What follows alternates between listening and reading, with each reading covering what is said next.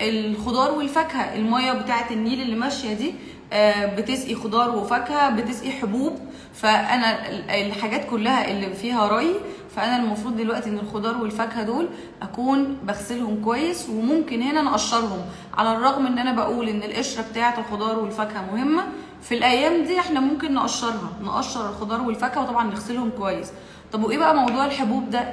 الخضار بقى اللي احنا بنطبخه، نطبخ الاكل كويس جدا، وناكل الاكل وهو سخن، ما نفضلش بقى سايبينه بره وبعد ما يبرد ويبات وناكل الكلام ده. خلاص ما نعملش كده خالص. وطول الليل والنهار وانا بتكلم اللي بنعمله بنغسل ايدينا كل شويه، ما بناكلش من بره، بنغسل كويس كل حاجه بناكلها، خضار فاكهه اي حاجه. بنطبخ كويس على درجه حراره طبعا، ومده كويسه.